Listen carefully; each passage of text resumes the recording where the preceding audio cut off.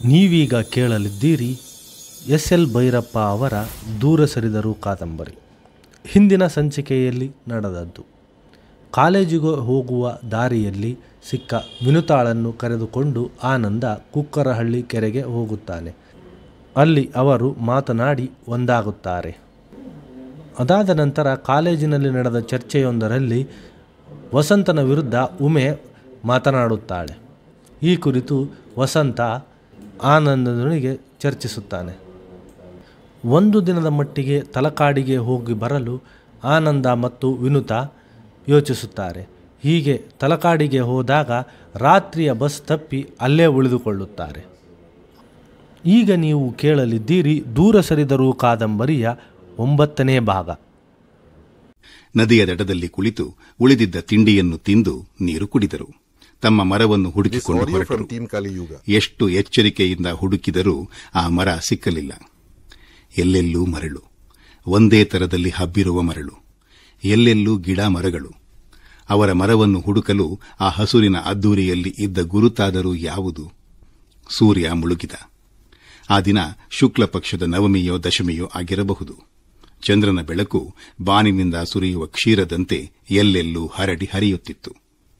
ನಮ್ಮ ಮರ ಸಿಕ್ಕಲೇ ಇಲ್ವಲ್ಲ ಎಂದು ವಿನತೆ ಕೇಳುತ್ತಿದ್ದಳು. ಕೊನೆಗೂ ಆ ಮರ ಸಿಕ್ಕಲಿಲ್ಲ. ರಾತ್ರಿ 8 ಗಂಟೆಯ ವೇಳೆಗೆ ಅವರು ಮತ್ತೊಂದು ಮರದ ಕೆಳಗೆ ಕುಳಿತರು. ಸುತ್ತಲೂ ಮರ, ಗಿಡ, ಬಳ್ಳಿ, ಪೊದೆಗಳು, ಮರಳಿನದೇ ಮೆತ್ತನೆಯ ನೆಲ. ಮರಗಳಿಗೆಲ್ಲ ಬೆಳದಿಂಗಳಿನ ಹೊದಿಕೆ. ಎಲೆಗಳ ಸಂದಿನಲ್ಲಿ ಮರಳಿನ ಮೇಲೆ ಬಿದ್ದು ಎಲೆಗಳ ಆಟದೊಂದಿಗೆ ತಾನೂ ಆಡುತ್ತಿರುವ ಬೆಳದಿಂಗಳಿನ ವಿನ್ಯಾಸ.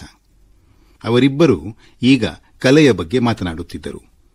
ತಾವು ಓದಿದ ಆಂಗ್ಲ ಕವಿಗಳಲ್ಲಿ ಬೆಳದಿಂಗಳನ್ನು ಯಾರು ಯಾರು ಯಾವ ಯಾವ ರೀತಿ ವರ್ಣಿಸಿದ್ದಾರೆಂದು ನೆನೆಸಿಕೊಂಡರು. ಠಾಕೂರರ ಕವನಗಳಲ್ಲಿ ಬರುವ ವರ್ಣನೆಗಳನ್ನು ಬೆಳದಿಂಗಳಿನಂತಹ ವರ್ಣನೆ ಎಂದು ಕರೆದರು. ಸಂಸ್ಕೃತ ಕಾವ್ಯಗಳಲ್ಲಿ ಕವಿಗಳು ಬೆಳದಿಂಗಳನ್ನು ವರ್ಣಿಸಿರುವ ಬಗೆಯನ್ನು ಅವಳು ಜ್ಞಾಪಿಸಿಕೊಂಡು ಹೇಳುತ್ತಿದ್ದಳು. ಬಾಹ್ಯ ಜಗತ್ತಿನಲ್ಲಿದ್ದ ಸುಂದರ, ಪ್ರಶಾಂತ, ಲಲಿತವಾದ ನೋಟವೂ ವಾತಾವರಣಗಳು ಕಾವ್ಯ ಪ್ರಪಂಚದಲ್ಲಿ ವಿಹರಿಸುತ್ತಿದ್ದ ಅವರ ರಸಿಕ ಮನೋಲೋಕದಷ್ಟೇ ರಮ್ಯವಾಗಿದ್ದವು. ಶಾಂತ ಎಂಬ ಪ್ರತ್ಯೇಕ ರಸವಿದೆಯೇ ಎಂಬ ಮಾತು ಬಂತು. ಸಂಸ್ಕೃತದ ವಿಶೇಷ ವಿದ್ಯಾರ್ಥಿನಿಯಾದ ಅವಳು ಶಾಂತವೆಂಬ ರಸದ ಬಗೆಗೆ ಕಾವ್ಯ ಮೀಮಾಂಸಕರು ಹೇಳಿರುವ ಅಭಿಪ್ರಾಯವನ್ನು ಹೇಳುತ್ತಿದ್ದಳು. ರಾತ್ರಿ ಏರಿದಂತೆಲ್ಲ ಆಕಾಶದ ಚಂದ್ರನು ಹೆಚ್ಚು ಹೆಚ್ಚು ಪ್ರಕಾಶಮಯನಾಗುತ್ತಿದ್ದ. ಚಂದ್ರನ ಶೀತಲ ಪ್ರಕಾಶದಲ್ಲಿ ಪ್ರಪಂಚವೆಲ್ಲವೂ ಮಾಯೆ, ಚಂದ್ರಕಾಂತಿಯೊಂದೇ ಅನಂತ ಕಾಲದವರೆಗೂ ಬದುಕುವ ಸೌಂದರ್ಯ ಎನಿಸುತ್ತಿತ್ತು. ಮರಗಳ ಸಂದಿನಿಂದ ಕಾಣುವ ಚಂದ್ರನನ್ನು ನೋಡುತ್ತಾ ಅವರು ಕುಳಿತುಬಿಟ್ಟರು. ಸೌಂದರ್ಯ ಅನುಭವವು ಉತ್ಕಟಾವಸ್ಥೆಗೆ ಏರಿದಾಗ ಸೌಂದರ್ಯದ ಮೀಮಾಂಸೆ ಮಾಡುವುದು ಹೇಗೆ ಸಾಧ್ಯ? ನಡುರಾತ್ರಿ 12 ಗಂಟೆಯ ವೇಳೆಗೆ ಚಂದ್ರಕಾಂತಿಯು ಮಾದಕ ಮೋಹಕತೆಯನ್ನು ತಾಳಿ ಜಗತ್ತಿನ ಮೇಲೆ ಸುರಿಯುತ್ತಿತ್ತು.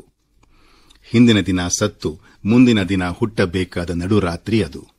ಆ ನಿಶೆಯಲ್ಲಿ ಸುತ್ತ ಇದ್ದ ನಿಸರ್ಗ ರಮಣಿ ಹೆಚ್ಚು ಮೋಹಕಳಾದಳು. ನರುಗಂಪನ್ನು ಬೀರುತ್ತಿದ್ದ ಕಾಡು ಮಲ್ಲಿಗೆಯ ಬಳ್ಳಿಗಳು ಮರಗಳನ್ನು ಸುತ್ತಿಕೊಂಡು ಚಂದ್ರನ ಬೆಳಕಿನಲ್ಲಿ ನಿದ್ರಿಸುತ್ತಿದ್ದವು.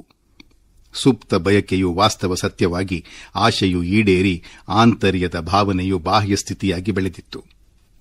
ಗದ್ಯದ ಗಡಸು ಪದ್ಯದ ಸ್ನಿಗ್ಧತೆಯಲ್ಲಿ ಕರಗಿ ಹೋಗುತ್ತಿದ್ದ ಆ ಸುಂದರ ನಿಶೆಯಲ್ಲಿ ಪ್ರಕೃತಿ ಪುರುಷರೆಂಬ ದ್ವೈತ್ಯವು ಅದ್ವೈತ್ಯದಲ್ಲಿ ಪರಿಣಮಿಸಿತ್ತು. ಅರಿವನ್ನು ಮೀರಿದ ಅದ್ವೈತದಲ್ಲಿ ಜಗತ್ತು, ಸ್ಮೃತಿ, ಭೂತದ ಭಯ, ಭವಿಷ್ಯದ ಹೆದರಿಕೆ ಯಾವುವೂ ಇಲ್ಲವಾಗಿದ್ದವು. ಅನುಭವದ ಉತ್ಕಟತೆಯಲ್ಲಿರುವಾಗ ದೇಹವನ್ನು ಮನಸ್ಸಿನ ಮಿಲನದಿಂದ ಹೊರಗಿಟ್ಟು ವಿಭಜನೆಯನ್ನು ಸಾಧಿಸುವುದು ಕೃತಕವೆನಿಸಿತು. ದೇಹ ಮನಸ್ಸುಗಳೆರಡಕ್ಕೂ ಕ್ರೂರವೆನಿಸಿತು. ಉಮೆಯ ಮನಸ್ಸಿನ ಬದಲಾವಣೆಯನ್ನು ಒಂದು ರೇಖಾಸೂಚಿಗೆ ಹೋಲಿಸಬಹುದು. ಅವಳು ಮೊದಲು ಸ್ತ್ರೀ ಪುರುಷರ ಸಮಾನತೆಯನ್ನು ಆವೇಶಪೂರ್ಣವಾಗಿ ಎತ್ತಿ ಹಿಡಿಯುತ್ತಿದ್ದಳು. ಸಮಾನತೆ ಇಲ್ಲದ ದಾಂಪತ್ಯವು ಸೆರೆಮನೆಯ ವಾಸಕ್ಕಿಂತ ಹೆಚ್ಚು ತಿರಸ್ಕಾರ ಯೋಗ್ಯವೆಂದು ನಿರ್ಧರಿಸಿದ್ದಳು. ವಸಂತನ ಪರಿಚಯವಾದ ಮೇಲೆ ದಾಂಪತ್ಯದ ಬಗೆಗೆ ಅವಳ ಭಾವನೆ ಇನ್ನೂ ಹೆಚ್ಚು ಸೂಕ್ಷ್ಮವಾಗಿ ಮಾರ್ಪಟ್ಟಿತು.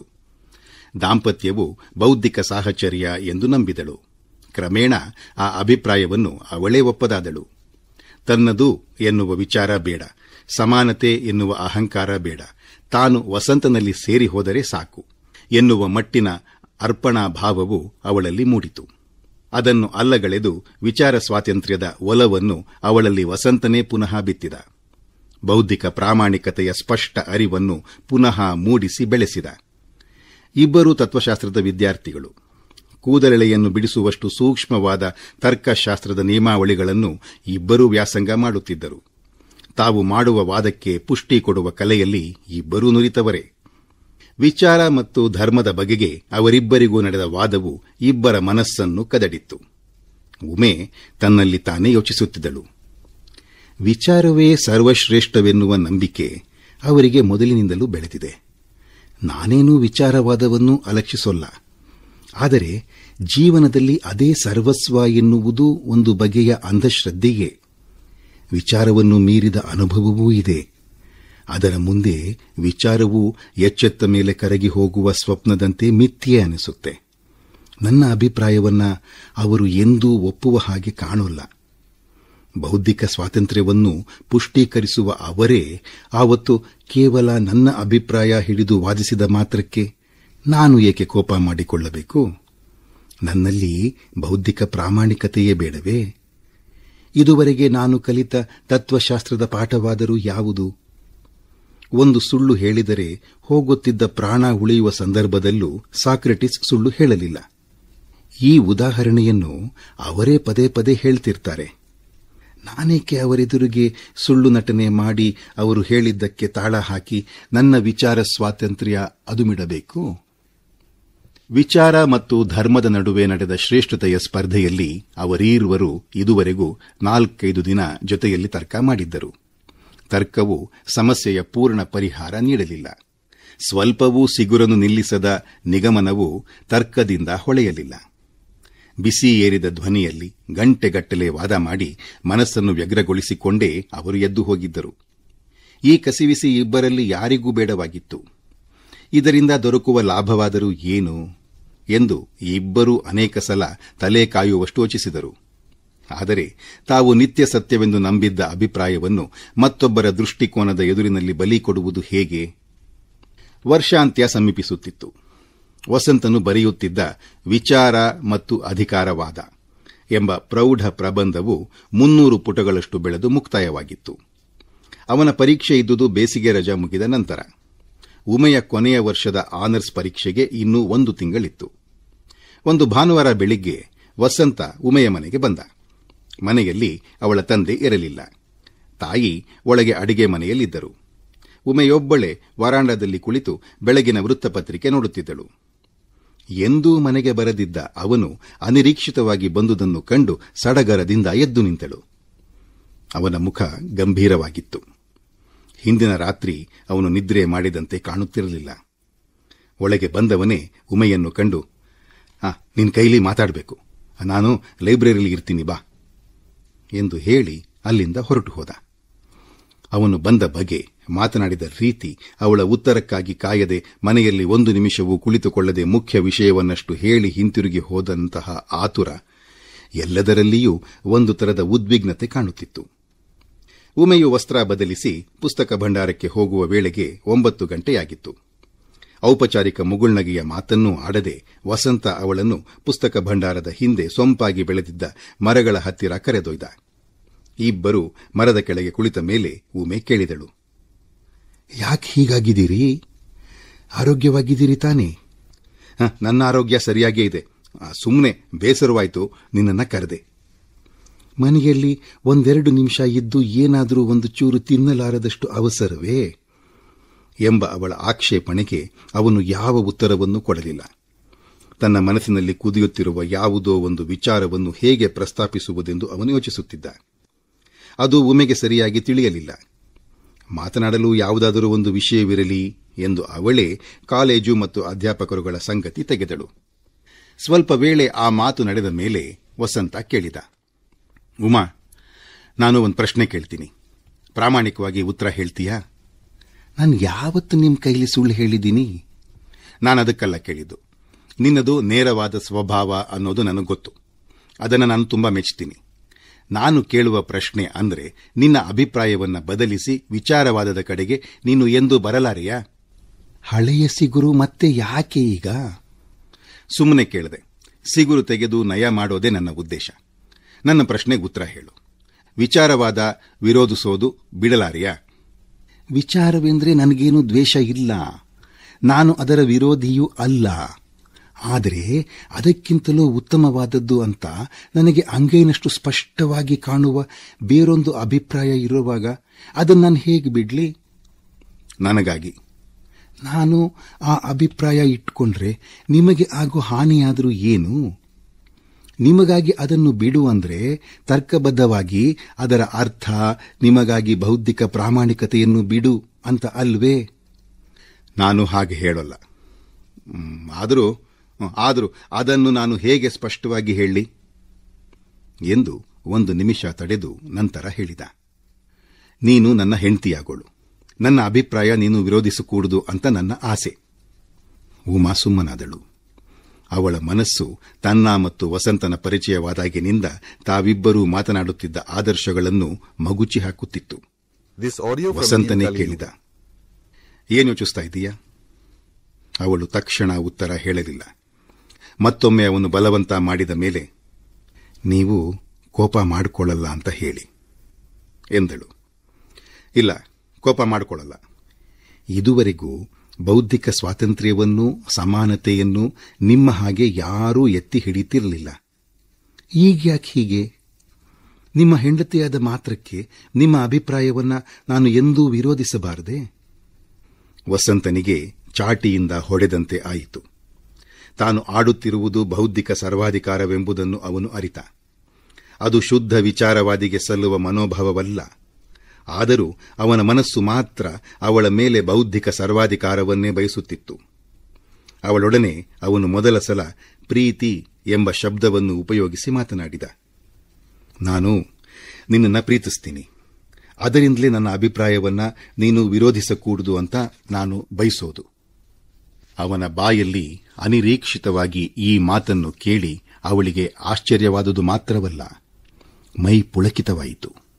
ಅವಳ ಮುಖ ನಾಚಿಕೆಯಿಂದ ಕೆಂಪೇರಿತು. ಇದುವರೆಗೂ ಅವನು ಭಾವುಕತೆಯ ಮಾತುಗಳನ್ನು ಆಡಿರಲಿಲ್ಲ.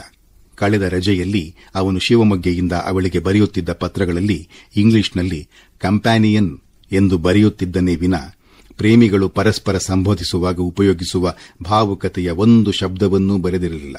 ಅವನ ಶಬ್ದಕೋಶದಲ್ಲಿ ಆ ಪದಗಳೇ ಇರಲಿಲ್ಲವೇನೋ. ಹಿಂದೆ ಎಂದೂ ಇಲ್ಲದ ಈ ಶಬ್ದದ ಹುಟ್ಟು ಅವನಲ್ಲಿ ಹೇಗೆ ಆಯಿತು?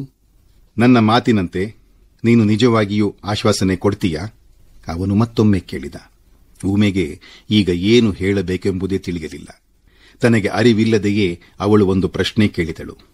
ನನ್ನ ಅಭಿಪ್ರಾಯವನ್ನ ಎಂದೂ ವಿರೋಧಿಸೋಲ್ಲ ಅಂತ ನೀವು ನನಗೆ ಆಶ್ವಾಸನೆ ಕೊಡಿ. ವಸಂತ ಅವಳಿಂದ ಈ ಉತ್ತರ ನಿರೀಕ್ಷಿಸಿರಲಿಲ್ಲ. ಅವಳ ಅಭಿಪ್ರಾಯವನ್ನು ತಾನು ವಿರೋಧಿಸದೇ ಇರುವುದು ಎಂದರೆ ತನ್ನ ವಿಚಾರಗಳೆಲ್ಲವನ್ನೂ ಬದಿಗೊತ್ತಿ ಅವಳ ಬೌದ್ಧಿಕ ಸರ್ವಾಧಿಕಾರಕ್ಕೆ ತನ್ನ ಮೆದುಳನ್ನು ಒಪ್ಪಿಸುವುದು. ಅದು ಹೇಗೆ ತಾನೇ ಸಾಧ್ಯ? ತನಗೆ ಯಾವುದು ಮೊದಲಿನಿಂದಲೂ ಪ್ರಿಯವೋ ಮತ್ತು ಯಾವುದನ್ನು ಬಲವಾಗಿ ಪ್ರತಿಪಾದಿಸಿ 300 ಪುಟಗಳ ಪಾಂಡಿತ್ಯಪೂರ್ಣ ಪ್ರಬಂಧವನ್ನು ಬರೆದಿದ್ದನೋ ಅಂತಹ ಅಭಿಪ್ರಾಯವನ್ನು ಬಿಟ್ಟು ಯಾವುದನ್ನು ಮೌಢ್ಯವೆಂದು ಪರಿಗಣಿಸುವೆನೋ ಅದನ್ನು ಹೇಗೆ ಒಪ್ಪುವುದು? ಮನಸ್ಸಿಗೆ ಮತ್ತೂ ಹೆಚ್ಚು ಕಸಿವಿಸಿಯಾಯಿತು. ಕುಳಿತಲ್ಲಿಂದ ಮೇಲೆ ಎದ್ದು ಅವನು, ನಡೆಯುಮ, ಹೋಗೋಣ ಎಂದ. ಎಲ್ಲಿಗೆ? ಏಕೆ ಹೀಗೆ ಎದ್ದು ಬಿಟ್ರಿ? ನಾನೇನಾದರೂ ತಪ್ಪು ಮಾತಾಡಿದೀನಿಯೇ? ಅವಳು ಗಾಬರಿಯಿಂದ ಕೇಳಿದಳು. ಏನೂ ಇಲ್ಲ. ಬೆಳಗಿನಿಂದಲೂ ನೀವು ಒಂದು ಥರ ಇದ್ದೀರಿ. ನಿಮ್ಮ ಆರೋಗ್ಯ ಸರಿಯಾಗಿದ್ದ ಹಾಗಿಲ್ಲ. ನಮ್ಮ ಮನೆಗಾದರೂ ಬನ್ನಿ. ನಮ್ಮ ತಂದೆ ನಿಮ್ಮನ್ನು ಪರೀಕ್ಷಿಸಿ ಔಷಧ ಕೊಡ್ತಾರೆ. ನೀವು ಅಲ್ಲೇ ಏನಾದರೂ ತಗೊಳ್ಳಿ. ಹಾಸ್ಟೆಲ್ನಲ್ಲಿ ಊಟ ಮಾಡಬೇಡಿ. ನನಗೆ ಏನೂ ಆಗಿಲ್ಲ, ಸ್ವಲ್ಪ ವಿಶ್ರಾಂತಿ ಬೇಕು ಅಷ್ಟೇ ಎಂದು ಹೇಳಿ ಅವನು ಹೊರಟ. ಅವನೊಡನೆಯೇ ಅವನ ಹಾಸ್ಟೆಲಿನ ಬಾಗಿಲಿನವರೆಗೂ ಬಂದು ಅವಳು ಮನೆಗೆ ಹೊರಟಳು. ವಸಂತ ತನ್ನ ಕೋಣೆಗೆ ಬಂದು ಮಂಚದ ಮೇಲೆ ಮಲಗಿದ. ಅವನ ಮೆದುಳಿನಲ್ಲಿ ಒಂದು ವಿಧವಾದ ಯಾತನೆ ಎನಿಸುತ್ತಿತ್ತು. ಅವನು ಈಗ 15 ದಿನದಿಂದಲೂ ಈ ವಿಷಯದಲ್ಲಿ ವ್ಯಗ್ರನಾಗಿದ್ದ. ನಿನ್ನೆ ರಾತ್ರಿ ಇದ್ದಕ್ಕಿದ್ದ ಹಾಗೆಯೇ ತಲೆಯಲ್ಲಿ ಈ ಯೋಚನೆ ಪ್ರಬಲವಾಗಿ ಬೆಳೆಯಿತು. ತನ್ನ ಅಭಿಪ್ರಾಯವನ್ನು ಅವಳು ವಿರೋಧಿಸಲೇ ಕೂಡದು, ಅದು ತನ್ನನ್ನೇ ವಿರೋಧಿಸಿದಂತೆ ಎಂದು ತೀರ್ಮಾನಿಸಿದ್ದ. ಈಗ ತಲೆಗೆ ಸ್ವಲ್ಪ ತಣ್ಣೀರು ತಟ್ಟಿಕೊಂಡು ಕಣ್ಣು ಮುಚ್ಚಿ ಮಲಗಿದ. ಸುಮಾರು 10 ನಿಮಿಷ ಜೋಂಪು ಹತ್ತಿತು. ಎಚ್ಚರವಾದ ಮೇಲೆ ಪ್ರಯತ್ನಪೂರ್ವಕವಾಗಿ ಮನಸ್ಸನ್ನು ಶಾಂತಗೊಳಿಸಿಕೊಂಡು ಯೋಚನೆಗೆ ತೊಡಗಿದ. ಬರಿಯ ಅಭಿಪ್ರಾಯದ ವಿರೋಧದಿಂದಲೇ ತನಗೂ ಅವಳಿಗೂ ವಿರಸಭಾವವೇಕೆ ಹುಟ್ಟಬೇಕು? ಪರಸ್ಪರ ವಿರೋಧಿಯಾದ ಎರಡು ತಾತ್ವಿಕ ಪಂಥಗಳಿಗೆ ಸೇರಿದ ಇಬ್ಬರು ಪ್ರೊಫೆಸರುಗಳು ಒಂದೇ ಕಡೆಯಲ್ಲಿ ವಿಶ್ವಾಸದಿಂದ ಇರೋಲ್ಲವೇ? ಅವರೂ ಸಹ ಚರ್ಚೆ ಮಾಡುವಾಗ ತಲೆಬಿಸಿ ಮಾಡಿಕೊಂಡೇ ವಾದಿಸುತ್ತಾರೆ.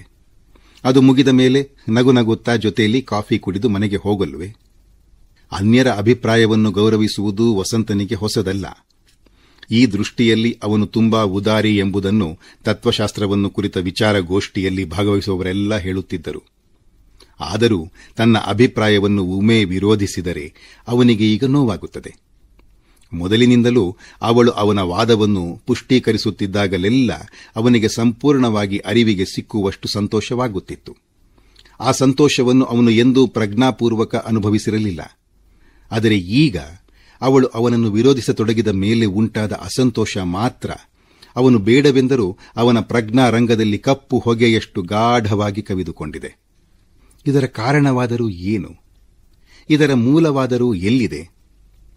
ಪಕ್ಕದ ಕೋಣೆಯಲ್ಲಿದ್ದ ರಂಗೇಗೌಡನಿಗೆ ಕಳೆದ ವರ್ಷ ಆನರ್ಸ್ ಪರೀಕ್ಷೆಯಲ್ಲಿ ತೇರ್ಗಡೆಯಾಗಿ ಈಗ ಅವನು ಎಂಎಗೆ ಓದುತ್ತಿದ್ದ.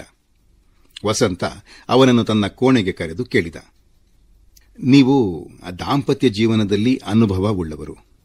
ನನಗೆ ಹೇಳಿ, ನಿಮ್ಮ ಮುಖ್ಯ ಅಭಿಪ್ರಾಯಗಳನ್ನು ನಿಮ್ಮ ಹೆಂಡತಿ ಸದಾ ವಿರೋಧಿಸುತ್ತಿದ್ದರೆ ನೀವು ಸಹಿಸಬಲ್ಲಿರಾ? ವಸಂತನ ಸಮಸ್ಯೆ ರಂಗೇಗೌಡನಿಗೆ ತಿಳಿದಿತ್ತು.